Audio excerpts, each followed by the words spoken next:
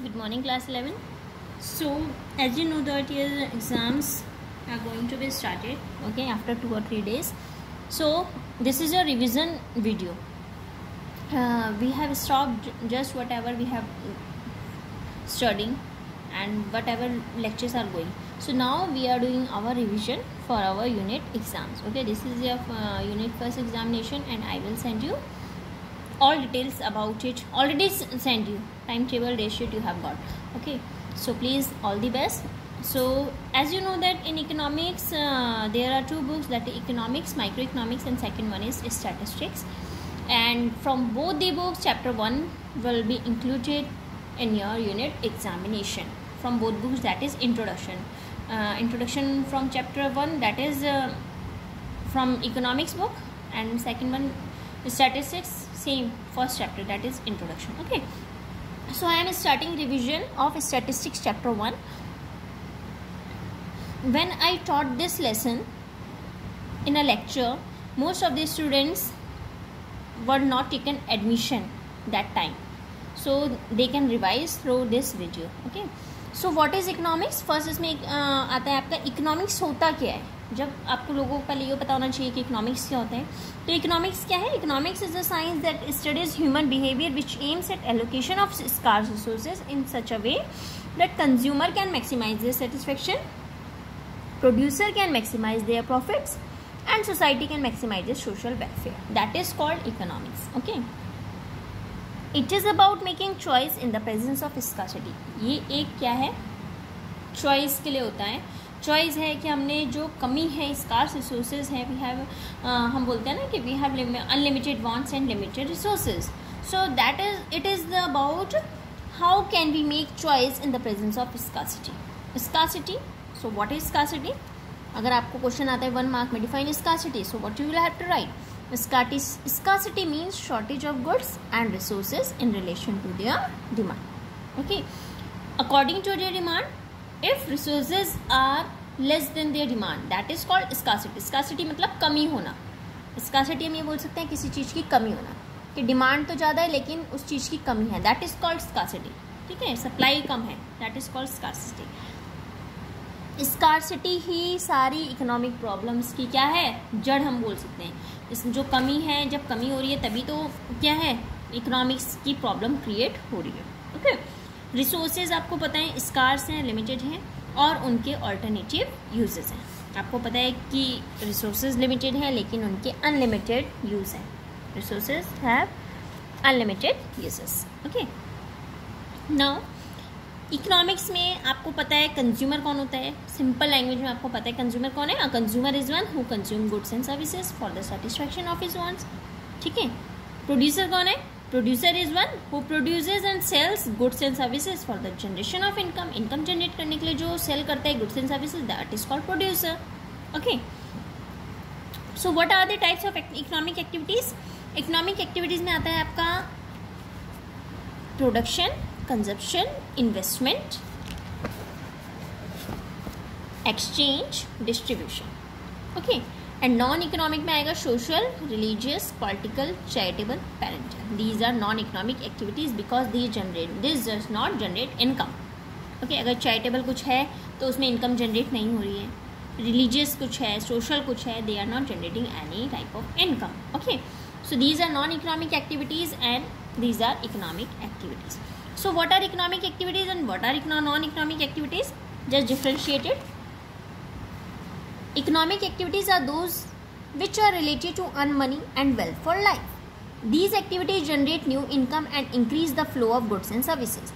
For example, production, consumption, investment and distribution. Next one, non-economic activities are those activities which are not related to earn money. Economic जो है, जो money के क्या है, money कमाने से ले, हम बोल सकते हैं कि इन जो मनी को कमाने की एक्टिविटीज़ हैं, that are called economic activity. और जो which are not related to earn money and wealth, that is called non economic activity. These activity neither generate, ना तो इनकम जनरेट करते हैं, ना ही ये हमारा गुड्स एंड सर्विसेज का फ्लो होता है इसमें. For example, teacher teaching his own son. एक टीचर है, if he teachers in the school then he will get his salary. But if a teacher teaching his own son then he doesn't get it. क्या है, उसको salary नहीं मिल रही है, कुछ नहीं मिल रहा है, that is called non economic activity. Understood? So now consumer, मैंने आपको बताया कंज्यूमर कौन है, who buy goods and services to satisfy his want. Producer is one who sells goods and services for the generation of income. Service holder कौन होता है, a person is in job and gives his service as a factor of production and is एक कौन है, एक person है जो job कर रहा है, अपनी सर्विस दे रहा है एज अ फैक्टर प्रोडक्शन की तरह और उसको सैलरी मिल रही है, दैट इज कॉल्ड, जैसे example government teacher. Service provider कौन है, a person who provide service to other for a payment, जैसे ट्रांसपोर्टर है, ऑटो ड्राइवर है, ये क्या कर रहे हैं, दूसरों को सर्विस प्रोवाइड कर रहे हैं पेमेंट के लिए, दूसरों को सर्विस दे रहे हैं ना, that is called service provider. Okay, जो हमारे मेन पार्ट्स आएंगे इसमें, कंजप्शन, प्रोडक्शन और डिस्ट्रीब्यूशन होते हैं. 3 different components of economics, production, consumption and distribution. Okay, statistics क्या होता है, statistics is a method of taking decisions on the basis of numerical data. When we are taking decisions on the numerical data, that is called statistics. Okay, statistics is defined both in singular sense and in plural sense. आपको ऐसे आ सकता है question, define statistics in singular sense, so you have to write singular sense definition. If they ask for define statistics as plural sense, you have to write this definition. Okay, so singular sense में statistics का मतलब क्या है, statistics means science of statistics or statistical method. It refers to technique or methods relating to collection, classification, presentation, analysis, interpretation of quantitative data, that is called singular statistics. And in plural statistics, in statistics refers to information in terms of numbers or numerical data such as population, statistics, employment, statistics covering public expenditure, that is called plural sense.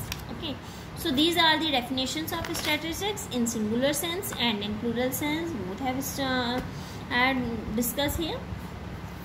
Now come to the next point which we have done in lecture 2 also, that is what is the features of statistics in plural sense. What are the features of statistics अगर हम plural sense की बात करते हैं, और as numerical data what are these features. First है aggregate of facts. Single number को हम ये नहीं कह सकते कि सिंगल नंबर ने स्टैटिस्टिक्स बना दिया. No conclusion can be drawn. अगर आपको मैंने एक सिंगल नंबर दे दिया 2, so is that statistics? No. If data is collected on the various numbers, that is called statistics. It is the only aggregate number of fact, that is called statistics. As the same can be compared and conclusion. ऐसा होना चाहिए जिसमें हम compare कर सकें और कुछ conclusion निकल सके, उसको हम स्टैटिस्टिक्स बोलेंगे. ठीक है, फॉर एग्जांपल मैंने बोला 1000 स्टूडेंट्स हैं हमारे कॉलेज में, then it has no statistical. 1000 students हैं, ठीक है. लेकिन अगर मैं ऐसे बोल रही हूँ कि there are 300 students in arts, 400 in commerce and 300 in science, इससे कंक्लूजन निकल गया. टोटल करना है, so we can add up, और हमें पता लग गया कि हमारे साइंस में बच्चे इतने हैं, आर्ट्स में इतने हैं और कॉमर्स के इतने हैं. ठीक है ना, तो ये स्टैटिस्टिक्स है जिसमें एक specific conclusion we can find, that is called statistics. It makes statistical sense as the data convey statistical information. Okay, now next है न्यूमेरिकली एक्सप्रेस. स्टैटिस्टिक्स को हम नंबर्स की फॉर्म में एक्सप्रेस करते हैं. क्वालिटेटिव एस्पेक्ट जैसे स्मॉल और big, rich और पुअर, इनको स्टैटिस्टिक्स नहीं बोलते, नंबर के फॉर्म में होता है, that is called statistics. For instance जैसे मैंने बोला Irfan Pathan is tall and Sachin is short, कोई स्टैटिस्टिकल सेंस नहीं है. But if I am saying that Irfan Pathan is 6 foot and 2 inches and that of Sachin is 5 foot and 4 inches, then these numericals can be called statistics. Next one is affected by multiplicity of causes. Statistics are not affected by any single factor but are influenced by many factors. Had they been affected by one factor alone, by removing that factor they would lose all their. अगर हमने एक भी इसमें से हटा देते हैं तो क्या हो गया, उससे पूरा स्टैटिस्टिक्स लॉस हो जाएगा. ठीक है, नेक्स्ट आता है reasonable accuracy. Reasonable degree of accuracy must be kept in while collecting statistical data. ये एक्यूरेसी डिपेंड करती है कि हमारा पर्पस क्या है इन्वेस्टिगेशन का, उसके नेचर पे, साइज पे और अवेलेबल रिसोर्सेज पे. ठीक है, तो ये हमारे फीचर्स हैं स्टैटिस्टिक्स के इन प्लूरल सेंस. एक और आता है इसमें, placed in relation to each others. ये न्यूमेरिकल डाटा खुद से अकेले हम ये नहीं बोल सकते स्टैटिस्टिक्स हैं, क्योंकि ये म्यूचुअली रिलेट होते हैं और कंपेरेबल होते हैं, ठीक है। Unless they have the quality and comparison they can not be called. अगर जब तक उनकी क्वालिटी और कंपैरिजन नहीं होगा we can not say that they can be called statistic. Okay, now what are the stages of statistical tools? 5 stage होती है। Stage 1 में होता है हमारा, सबसे हम पहले क्या करते हैं, अगर सपोज मैंने आपको भी कोई बोला है कि आपको अपने टाउन में ये देखना है कि कितने लिटरेट हैं कितने इलिटरेट हैं। सो फर्स्ट स्टेज में आप क्या करोगे, कलेक्शन ऑफ डाटा। आपने कलेक्ट करी डाटा कि कितने लिटरेट हैं कितने इलिटरेट हैं। देन यू विल ऑर्गेनाइज, आप अच्छे से ऑर्गेनाइज करोगे। Then you will present it. After this analysis of data and then interpretation of data, that what you have collected. Okay, interpret होगा वो data. So these are the stages of statistical tools. Okay. Now, scope of statistics. इसमें मैं देख लेती हूँ. If it is so long. Yeah. So scope of statistics में क्या आएगा? Nature of statistics, subject matter of statistics and limitations of statistics. ठीक है. Nature कैसा होता है statistics का? मैंने आपको बताया. Nature statistics साइंस भी है और आर्ट भी है। साइंस की तरह अगर हम स्टैटिस्टिक्स क्या करती है, स्टडी करती है numerical data in a scientific और सिस्टमेटिक मैनर में, जैसे साइंस करती है। But as an art statistics relate करती है क्वांटिटेटिव डाटा को रियल लाइफ प्रॉब्लम से, ठीक है। जो सब्जेक्ट मैटर है स्टैटिस्टिक्स का, उसको 2 पार्ट्स में डिवाइड किया। एक होता है डिस्क्रिप्टिव में, सेकेंड वन इज इन्फ्रेंशियल। आपको दोनों का आ सकता है कि डिफ्रेंशिएट करो, ठीक है। They can ask any question from this chapter. You have to read these notes also and read this chapter also thoroughly. अगर आपने easily ये chapter अपने अच्छे से read करा, so you can answer all the questions. Okay. So in descriptive statistics, it refers to those methods which are used for collection, presentation as well as analysis of data.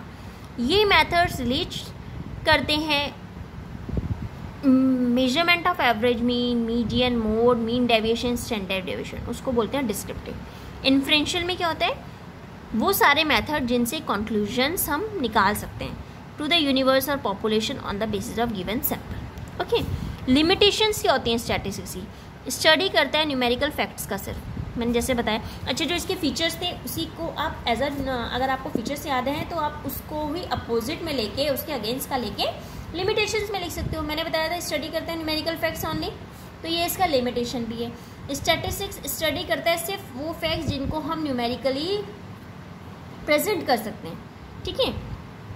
ये study नहीं करते qualitative phenomena जैसे honesty, friendship, wisdom, health, ये कुछ इसमें include नहीं होता। Second one, study of aggregates only, सिर्फ एग्रीगेट लेके चलता है। एग्रीगेट मतलब एवरेज लेके चलता है, इंडिविजुअली किसी को क्या नहीं करता है, पर्टिकुलर यूनिट को स्टडी नहीं करता है, तो ये भी इसका लिमिटेशन है। Results are true only on average, results true होंगे सिर्फ एवरेज पे। अगर हम पर्टिकुलरली एक एक लेके चलेंगे तो हमारा रिजल्ट गलत हो जाएगा। क्यों? क्योंकि ये कंपेयर ही नहीं करता है, उसमें क्या होता है, एवरेज बताया था मैंने, है ना, एवरेज होते हैं, फैक्ट्स होते हैं। Then we can call statistics, so this is also the limitation. Without reference results may prove to be wrong, अगर रेफरेंस नहीं होगा तो रिजल्ट्स हमारे रॉन्ग हो सकते हैं। In order to understand the conclusion precisely it is necessary that the circumstances and conditions under which this conclusion have been drawn are also studied. हमें ये भी पढ़ना पड़ेगा कि किस कंडीशन पे, किस कंक्लूजन पे हमने ये डाटा तैयार किया है, ठीक है। तो अदरवाइज दे में प्रूव टू बी रॉन्ग, अगर नहीं पढ़ेंगे तो हमें ऐसा लगेगा कि ठीक है तो गलत है। जब तक, अगर सपोज मैंने आपको कोई क्वेश्चन दिया, जब तक आप क्वेश्चन नहीं पढ़ोगे so how can you solve it, आप सॉल्व भी नहीं कर पाओगे, ठीक है। तो ऐसे स्टैटिस्टिक्स में होता है, जब तक आप पूरा अच्छे से स्टडी नहीं कर पाओगे तो आपको क्या लगेगा कि ये गलत है, आंसर हमारा रॉन्ग हो सकता है। नेक्स्ट है can be use only by experts, statistics को सिर्फ एक्सपर्ट्स यूज़ कर सकते हैं जिनको स्पेशल नॉलेज होती है स्टैटिस्टिकल मैथड की। हर कोई स्टैटिस्टिक्स को यूज़ नहीं कर सकते हैं। Okay, now next one is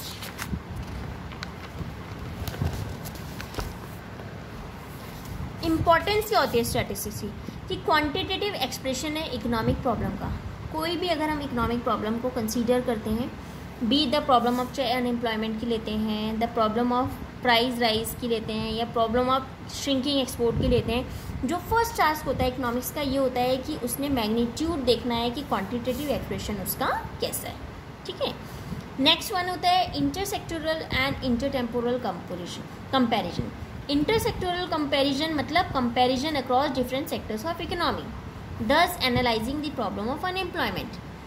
From intertemporal comparison means understanding of change in the magnitude of problem over time. Okay, this is the importance of statistics. Next one is working out cause and effect relationship. Economics try करते हैं कि cause और effect relationship different sets of data में क्या है। इससे क्या होता है, वो इफेक्टिव डायग्नोसिस करते हैं प्रॉब्लम का और अकॉर्डिंगली सजेस्ट करते हैं इफेक्टिव रेमेडीज कि क्या उसके सॉल्यूशन हो सकते हैं, ठीक है। नेक्स्ट आता है इकोनॉमिक फोरकास्टिंग, यानी कि इकोनॉमिक्स जो होते हैं, इकोनॉमिस्ट जो होते हैं वो फोरकास्टिंग करते हैं, प्रिडिक्शन करते हैं स्टैटिस्टिकल स्टडीज से, यानी कि देखते हैं कि फ्यूचर में कैसा होगा, कौन से इकोनॉमिक सिग्निफिकेंस जो कि हमारे इकोनॉमिक सिग्निफिकेंस में बहुत ज़्यादा जरूरी होता है, ठीक है। सो this is the chapter 1 and this is the lecture of chapter 1. Those who have not done, they can also done from this notes, and you have to prepare these notes also because the question paper is based on these notes and you have to read the book also. Okay, so all the best students, and you don't need to send these time PDF. In some questions where you have to, but in both the chapters you don't need to do any solution, that is numerical. There are no numericals in these chapters, so you don't need to send any PDF, or you just have to write your answers. Okay, and please don't copy and paste from Google internet because it will not accept.